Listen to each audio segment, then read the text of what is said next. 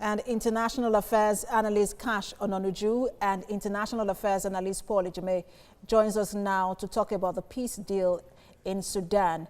I'm good to have you both join us this hour. Now, let me start with you, Paul Ejime. Now, finding a deal had taken longer than first hope in Sudan. There was an agreement which was reached in September 2019, but nothing happened since then. So what do you make of this deal? Well, this is a welcome deal. I think US, UK, and Norway, they have welcomed it. But like you said, it has taken time in coming because it's so complicated and, a complex issue that they have to deal with. If you remember the Sudanese crisis and the Darfur, for instance, where war was there since 2003 and more than 300,000 people have been killed, and displacement of 4 million people. So, and rebels, they've been there. The crisis has been between the Arabs and non-Arabs. So it took time in coming. And remember that the government in Sudan is a transitional one. They upstead the president of Omar Bashir. And then, and this deal is being superintended by South Sudan, by the way, the youngest African nation. South Sudan got independence in 2011. So Salva Kiir, the president, is trying as much as possible to make sure that Sudan and South Sudan, they have peace. It hasn't happened for a very long time, and so it took time. But if it can work, I think that is the issue. If it works, so let me, because you just said, I want to pick up from the point where you said if it can work, and I want to go to Cash Ononuju. We know that 2 rebel factions refused to take part in this deal. So how would that help to rebuild stability in Sudan? Well, I believe the Sudan issue is a metaphor for Nigeria. I believe you have the same fundamentals in Sudan as you do have in Nigeria.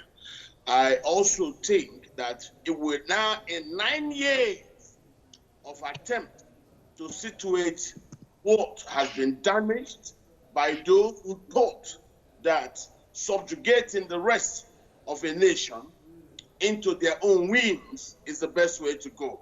Sudan, I repeat, Sudan is a metaphor for Nigeria.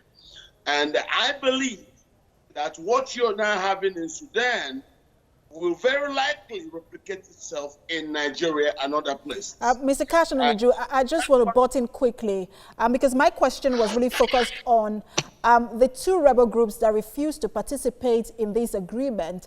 And a lot of countries have hailed this as the path to rebuilding stability in Sudan. So if 2 rebel groups refuse to participate, how does that lead to stability in that country? No, there is an arrangement made for those 2 people who did not sign. And it was agreed that whenever the peace talks start, that their inputs will be scattered. So I do not see an issue. That's why I told you it's a generalized crisis. That's why I said it's like a metaphor. You are negotiating with some people, whereas some others who are not happy for the historical problems that have actually undermined Sudan's unity seems to be echoed from all parts of Sudan. That's why I said it is a metaphor for Nigeria. All right, let me go to Paul Ejime now, because again, part of this agreement also provides for the dismantling of these rebel forces and then integrating them, their fighters, into the national army. Many experts are wary of that. They say integrating rebel fighters into the army is not sustainable. Do you agree with them? Well, yes, going by experiences and across the world, including Liberia, it will involve the mobilization and then getting the issue of how do you now rehabilitate those who are used to bearing arms, and then the arms that are circulating all over the place. So that is one issue that will take time. But if everybody coming to the table will be sincere and then show commitment to it, I think it can be cracked. Like you were saying, the problem now, the factions of the SPLA, Sudan Liberation Army, and then SPM, the Sudan Liberation Movement. These are the factions that didn't sign up to this. And it's not unusual. Perhaps they will get persuaded into coming to the table. But that is part of the challenges that they have to deal with, to get everybody on board. So if they do that, and then are able to crack what you have said, it also involves power sharing, and then land issue, and all sorts of grievances that Sudan, Darfur has had against the government in Khartoum. So it's a long haul. It's not by any means 100 meters. So everybody should be prepared, not just signing papers. They have signed so many before, but the devil is actually in the detail of implementation. Will they all come with sincerity and honesty and then show commitment to the implementation, the working of all these agreements? That is where the issue lies. All right, to catch on the Jew, just like Paul Ejime said, we've seen several signing of papers in Sudan. But one thing that we've also seen is a decisive break with almost 4 decades of hardline policies. For example, non-Muslims can now drink privately in Sudan. And we've also seen a ban on female genital mutilation. The government hopes to be removed from a U.S. list of states sponsoring terrorism, which would also lead to many severe sanctions. Could this agreement be a catalyst for that? No, this agreement is the beginning. Like Mr. Jime said, it is not a sprint, it is a marathon. This agreement is the beginning.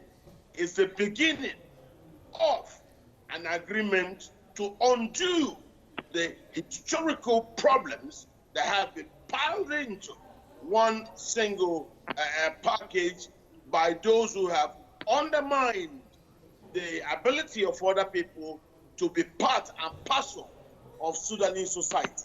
That's why I told you the Sudan problem looks like a metaphor for Nigeria. So everybody has to be carried along. Look at what's being talking about.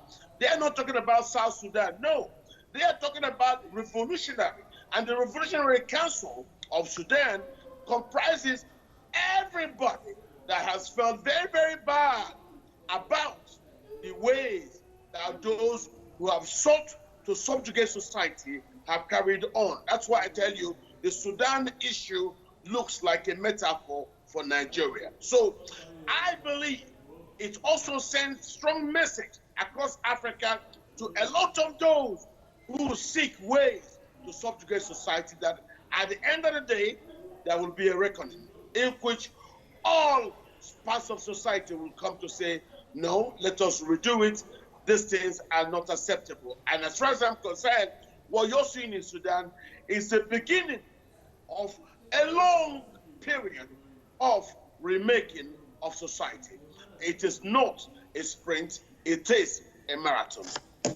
We'll continue to monitor developments in Sudan and see how things plays out. International Affairs Analyst Paul Ejime and International Affairs Analyst Cash Ononuju, thanks to both of you for talking to us.